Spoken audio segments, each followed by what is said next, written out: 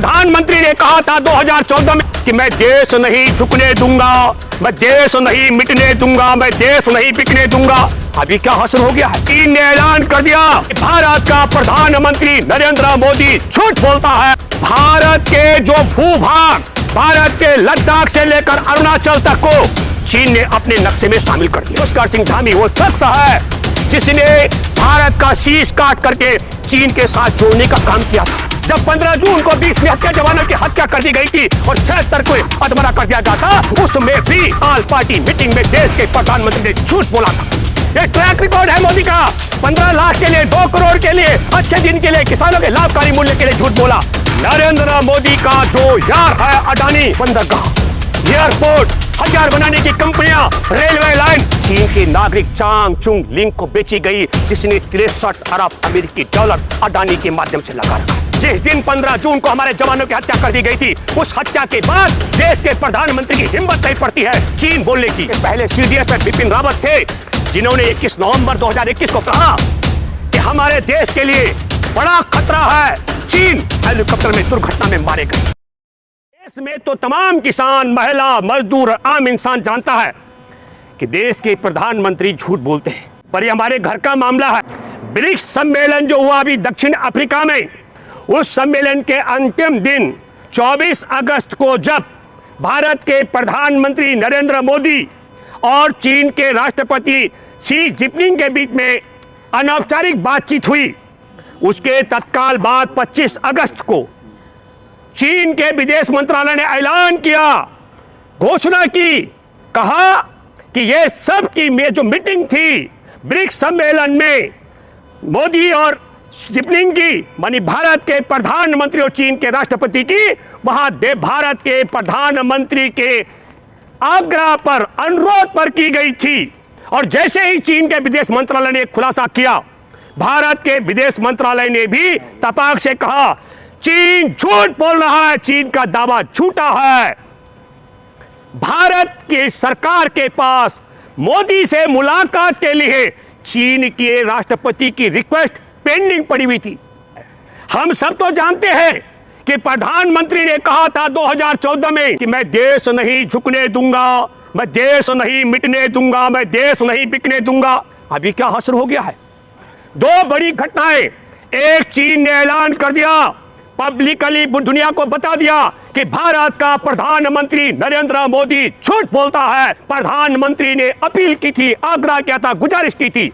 और दूसरा क्या कर दिया, भारत के जो भूभाग, भारत के लद्दाख से लेकर अरुणाचल तक को चीन ने अपने नक्शे में शामिल कर दिया। और 14 अगस्त 2015 का वो वाकया जब भारत माता का फोटो अखंड भारत के नाम पर लगा करके मौजूदा उत्तराखंड के मुख्यमंत्री पुष्कर सिंह धामी ने क्या किया, लद्दाख का पूरा हिस्सा चीन में शामिल करके उसे काट करके, और जो गुलाम कश्मीर है, कश्मीर जो पाकिस्तान के कब्जे में है, उसे पाकिस्तान का हिस्सा दिखाया, और जो अक्साई चीन और लद्दाख का बड़ा हिस्सा है उसे चीन का हिस्सा दिखाया। और क्या है, उसको पुरस्कार के रूप में जुलाई 2021 में उत्तराखंड में मुख्यमंत्री बनाया गया। दोबारा चुनाव जब हुए, विधानसभा का चुनाव हार गया पुष्कर सिंह धामी। हारे हुए विधानसभा के चुनाव के बाद भी पुष्कर सिंह धामी को इसीलिए मुख्यमंत्री बना दिया गया 2022 में, क्योंकि पुष्कर सिंह धामी वो शख्स है जिसने भारत का शीश काट करके चीन के साथ जोड़ने का काम किया था। अभी जुलाई 2023 में एक एनिमेशन फिल्म बनाई गई भाजपा की तरफ से नरेंद्र मोदी को लेकर के, उसमें भी भारत के बड़े हिस्से को चीन और पाकिस्तान का हिस्सा दिखाया गया। मैं आपके माध्यम से एक बात कहना चाहता हूं, अगर प्रधानमंत्री नरेंद्र मोदी का यह दावा सत्य है कि चीन के राष्ट्रपति का पहले से ही मुलाकात के लिए उनकी याचिका, उनका अनुरोध पेंडिंग था, तो अभी G20 के कार्यक्रम में तब तक चीन के राष्ट्रपति को भारत की धरती पर पैर न रखने दे, जब तक वह माफी न मांगे हमारे देश के प्रधानमंत्री नरेंद्र मोदी को अंतर्राष्ट्रीय स्तर पर झूठा करार देने के लिए।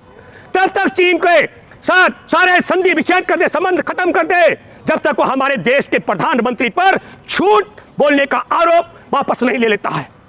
और यदि G20 के सम्मेलन में चीन का राष्ट्रपति आता है और उसके स्वागत के लिए पलकें बिछाती हो मोदी सरकार और भारत सरकार और मोदी गले बहाए करते हो, तो गारंटी की बात है, जिस तरीके से नरेंद्र मोदी ने कहा था मैं 15-15 लाख रुपए दूंगा, किसी को नहीं पहुंचा।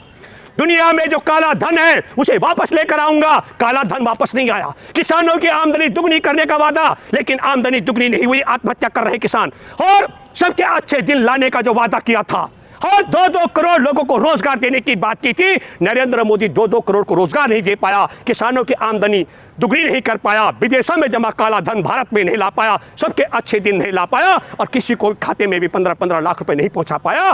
तब ट्रैक रिकॉर्ड के हिसाब से मुझे लगता है कि वाकई नरेंद्र मोदी ने झूठ बोला होगा। और यदि नरेंद्र मोदी ने अंतर्राष्ट्रीय स्तर पर मुलाकात करने के लिए ब्रिक्स सम्मेलन में चीन के राष्ट्रपति के साथ मुलाकात के बाद यह झूठा ऐलान किया कि चीन के राष्ट्रपति की मुलाकात के लिए पेंडिंग रिक्वेस्ट थी, अगर यह झूठा सिद्ध होता है तो नरेंद्र मोदी को 1 मिनट भी प्रधानमंत्री की कुर्सी पर रहने का हक इसलिए नहीं है कि उसने हमारी नाक कटवा दी दुनिया में, कि हमारे देश का प्रधानमंत्री झूठा है।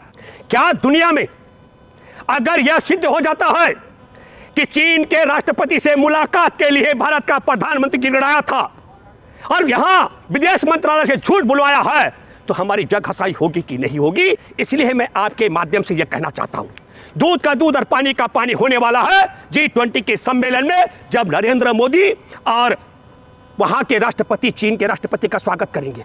मैं और आपको बताना चाहता हूं, ये इससे पहले एक सम्मेलन में आपको बताना चाहता हूं, जून 2020 का मैं जिक्र करना चाहता हूं, हमारे साथ क्या कड़वाहट के संबंध रहे। किस लिए? 2015 में भारत के भूभाग को चीन का हिस्सा दिखाने वालों के साथ हमारे 2020 में संबंध क्यों बिगड़े थे।